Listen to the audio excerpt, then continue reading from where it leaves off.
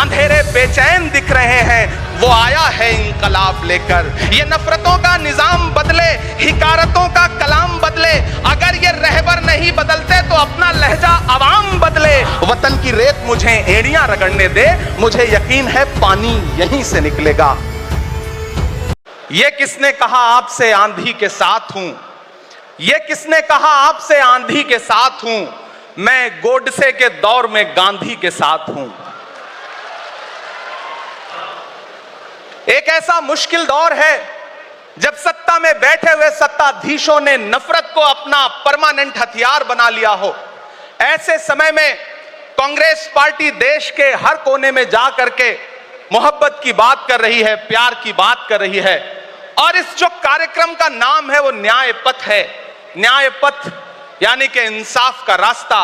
और उस इंसाफ के रास्ते पर अपने अतीत की विरासत को संभाल करके, संजो करके लेके चलता हुआ एक ऐसा न्याय का योद्धा जिसका नाम राहुल गांधी है, जो हम सब के लिए प्रेरणा का स्रोत है। मैं गुजरात में खड़ा हूं, जो महात्मा गांधी का गुजरात है, जो सरदार वल्लभ भाई पटेल का गुजरात है। तो मैं इस गुजरात में खड़ा होकर के अपने अतीत और अपने वर्तमान को मिलाता हूं, तो मैं ये महसूस करता हूं और फख्र से सोचता हूं कि मैं वो हूं, मैं कांग्रेस का अदना सा एक वो सिपाही हूं जिसकी जड़ें जाकर के महात्मा गांधी से मिलती हैं और जिसके कदम जाकर के राहुल गांधी से मिलते हैं। मैं सौभाग्यशाली हूं कि मैं कांग्रेस पार्टी का एक अदना सा सिपाही हूं। बस आपसे यह कहना चाहता हूं, ये जो न्याय का पथ है, हम सब इस न्याय के पथ पर चलने के लिए संकल्पित हैं। हमारा समर्पण इस न्याय के पथ के लिए है, हमारा संघर्ष इस न्याय के पथ के लिए है।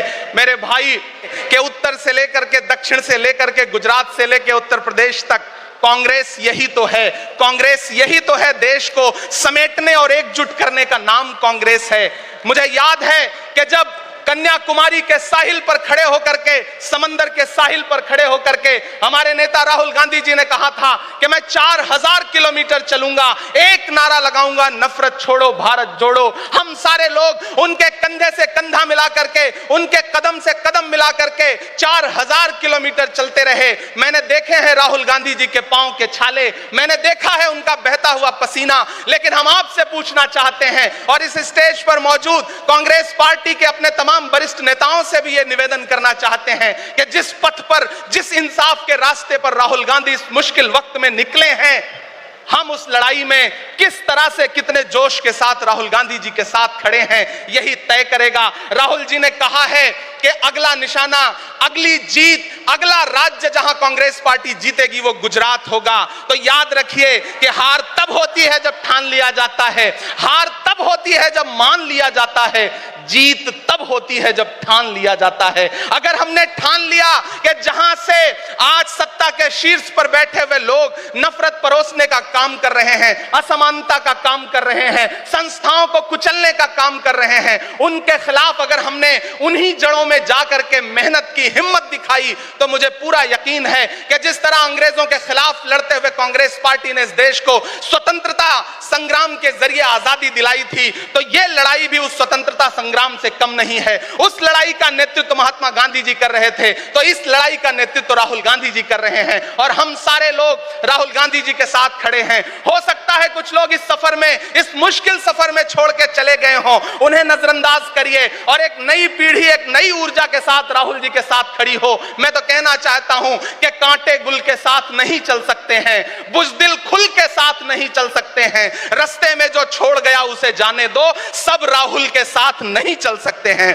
आप सारे लोग, हम सारे लोग और इस देश के लाखों लाख, करोड़ों करोड़ लोग राहुल गांधी जी के साथ खड़े हैं। और यहां खड़ा होकर के इस देश के पिछड़ों को, आदिवासियों को, दलितों को, अल्पसंख्यकों को मैं सबको भरोसा दिलाते हुए इतना कहना चाहता हूं कि मेरे भाई, कांग्रेस ही है जो आपकी असली लड़ाई लड़ रही है। मुझे वो दिन याद है कि यह सरकार जब एक बिल लेकर के आई तो रात के 3 बजे भी आदरणीय सोनिया गांधी जी राज्यसभा में मौजूद थी इस देश के लिए, इस संविधान के लिए लड़ाई लड़ने के लिए, और राहुल गांधी जी भी लोकसभा में मौजूद थे उससे एक दिन पहले।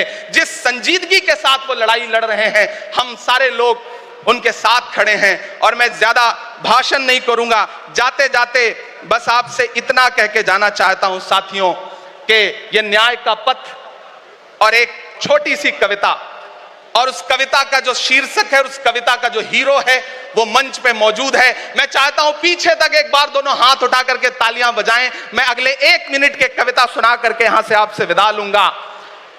कन्याकुमारी से जो सफर शुरू हुआ था वो अहमदाबाद तक लगातार जारी है और आगे भी जारी रहेगा।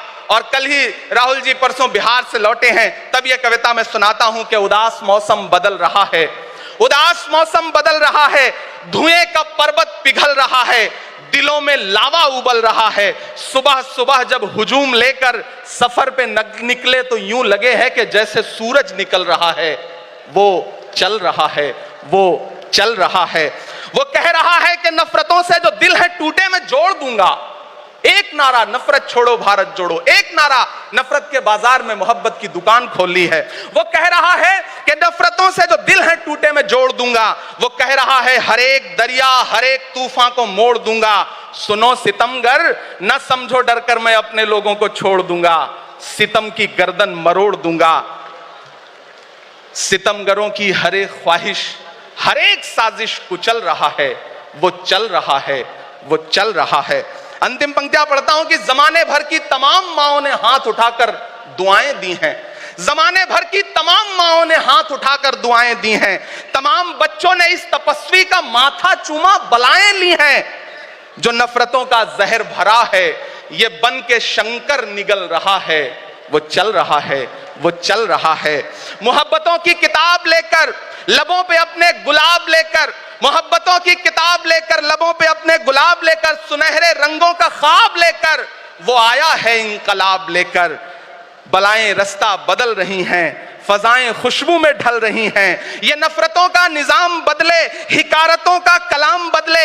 अगर ये रहबर नहीं बदलते तो अपना लहजा अवाम बदले। अंधेरे बेचैन दिख रहे हैं, कोई जो है इस अंधेरी शब में मशाल की तरह जल रहा है, वो चल रहा है, वो चल रहा है, वो चल रहा है। बहुत बहुत आप सबको धन्यवाद दूंगा। साथियों, आपने जिस जिंदा दिली से सुना उसके लिए आपका बहुत आभार। न हम सफर न किसी हमनशी से निकलेगा, हमारे पांव का कांटा हम ही से निकलेगा। वतन की रेत मुझे एड़ियां रगड़ने दे, मुझे यकीन है पानी यहीं से निकलेगा। बहुत बहुत शुक्रिया।